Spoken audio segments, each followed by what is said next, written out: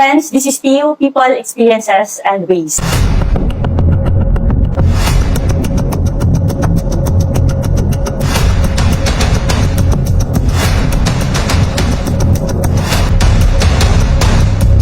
Sa araw na ito, isa pong kwento ng buhay ang ating makapanayam mula pa sa Tupud, Lanao del Norte at kasalukuyang nakadistino sa lungsod ng General Santos bilang full-time pastor ng The Salvation Army Philippines, a mother, a wife, a good counselor, and of course, a very good friend of mine. Let us welcome Major Merl Timo Boone. Hello po. Alam niyo po mga kaibigan, si Major Merl ay she's a very busy person at ilang beses na po na na-cancel plan na interviewin ko siya. Ay po siyang gampanin sa inside and outside the ministry. Kaya ating kamustahin.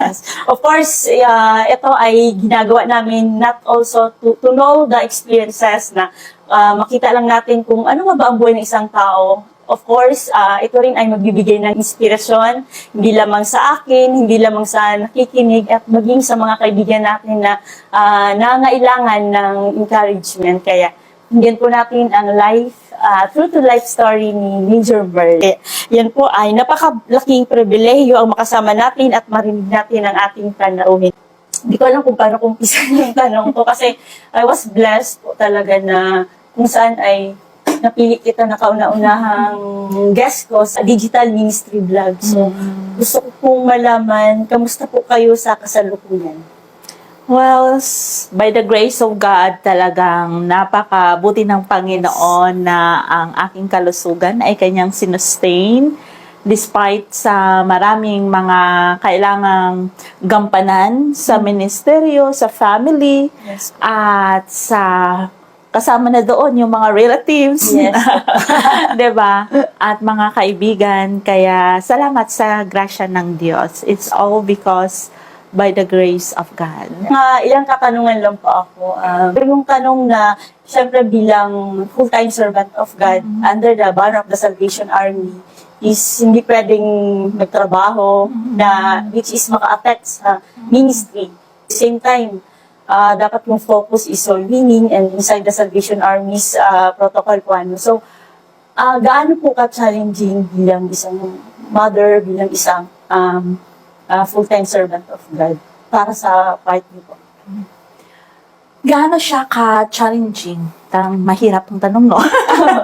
Gaano siya ka-challenging? Siyempre, dahil tao lang tayo, may pangangailangan. Pero para sa akin bilang isang lingkod ng Diyos, bilang pastor, so nandoon talaga yung tiwala sa biyaya ng Panginoon. Kasi alam ko na yung pangako ng Panginoon, di ba sabi niya sa Matthew 7:7 na ask and it shall be given. Yes. Di ba? Talagang kung titingnan mo talaga yung pangako ng Panginoon, pag panghawakan mo yung kanyang promesa, talagang hindi siya nagkukulang sa mga pangangailangan natin. Bilang isang pastor, bilang isang lingkod ng Panginoon, maraming challenges ang buhay, no? Katulad din sa mga kasamahan natin o sa mga isang mananampalataya, no? Iba't ibang level yung mga pinag-circumstansya natin sa buhay, pero ang kagandahan doon, kapag panghawakan mo yung promesa ng Panginoon, Yes. lalo tigit pag lagi mong ina-acknowledge. Ako talaga lagi kong ina-acknowledge yung presensya ng Panginoon. Kasi kapag lagi nating ina-acknowledge yung presence ni Lord in whatever we do, ano man yung mga obstacles natin sa buhay, ano man yung tribulation na pagdaanan natin, nandyan yung provision ng Panginoon, yung kanyang guidance, nandoon yung kanyang assurance na hindi kanya pababayaan. Di ba yung sa Hebrews na ang gandang alalahanin na sa pangako niya na I will never leave you nor forsake you.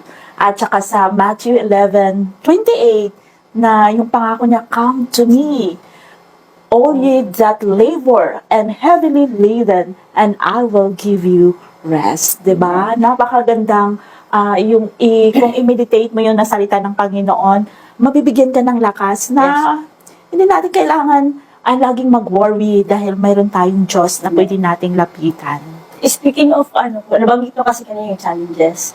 So, amidst dun sa mga challenges, previously you have mga big project po. Project na kung saan hindi siya compensated. Kumbaga, Ministry. ministry, volunteer, gano'n.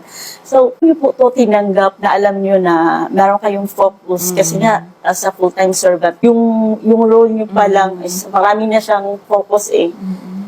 Paano nyo tinanggap yung malaking project na ito, international, na alam nyo na merong pwedeng makompromiso sa either your family, yung pagiging paying asawa?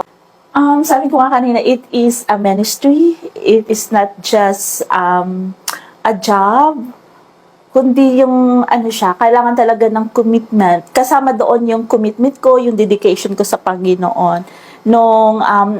Dahil ako ay isang advocator mula pa noon ng modern slavery, yung anti-human trafficking, kaya talagang binigay ko yung puso ko doon. So, maraming challenges talaga, kasi parang yung risk ay nandyan. Hindi mo maiiwasan kapag ikaw ay naging advocate ng anti-human trafficking dahil ang iyong mga kalaban ay hindi mo alam na kaharap mo na pala. Yes. O kaya iyong kapartner mo ay kabahagi pala doon. Pwedeng dagdag. Pwedeng dagdag ng problema. Pero kung titingnan mo, gagawa mo kahit isang buhay na mabago through doon sa advokasya na meron tayo meron tayong pinaglalaban na advokasya para sa isang buhay, 'di ba? Napakalaking yung step o napakalaking fulfillment 'yon sa buhay na meron ako bilang isang lingkod na Panginoon na matulungan ko magkaroon ng pag-asa, yung isang survivor ng human trafficking. Kaya as para sa akin, very fulfilling yung ministry na yon na aking ginagampanan. So, na-conquer ko siya only by the grace of God. Speaking po dun sa mga, yung journey na yon, dumating ba sa point na napagod po kayo? Napagod. Siyempre. Or sabi niyo na, Lord, nandito na lang. Oo, kasi siyempre human as we are, tao lang tayo, talagang darating yung kapaguran, darating yung kuminsan magkaroon ka ng doubt, kaya ko ba ito? Bakit ko ito ginagawa? Bakit kailangan ko itong gawin? Pero kapag makita ko lang yung patutuo ng isang survivor na through sa ginagawa namin sa Salvation Army, through the Salvation Army, kung paano sila na-uplift yung kanilang buhay, paano sila nabigyan ng pag-asa, paano nila nakita muli yung kagandahan ng ginawa ng Diyos. Talagang kahit susuko ka na, hindi mo na siya maisip dahil alam mo na meron pang nangangailangan sa ministeryo na ginagawa mo. Kaya, malaking para sa akin talaga, yung 2 years na yun na malaking break na naibigay sa akin sa project ng anti-human trafficking, talagang very fulfilling na parang alam mo na, though halos hindi mo siya kakayanin, pero nang dahil sa grasya ng Panginoon, doon mo makikita yung talagang parang feel mo yung paano ka hinawakan ng Panginoon, paano ka ginaid ng Panginoon. Marami siyang miracles na ginawa sa buhay ko nang dahil sa project na yon. Kaya talagang nagpapasalamat ako sa Panginoon. At syempre, marami ding favor si God. Speaking of favor, after those mga struggles, challenges, ups and down, syempre, yung favor, ano po ba yung naranasan nila? You cannot imagine na, wow, Lord. Oo nga, no? Kasi nga sabi nga, every obstacles brings opportunities, di ba? Yes. So, dito, nang dahil doon sa project na yon, nakarating ako ng London na dati, nung bata ko, kinakanta ko lang, London Bridge is falling down. Pero talagang nakikita ko na kung saan ang London Bridge. Wow. Nakikita ko na yung sinasabi nilang London Eye, kung ano pala ito, yung London River. nakita mo yung sinasabi nilang palasyo ni Queen Elizabeth na mamangha ka talaga kung gaano ka kaganda, di ba?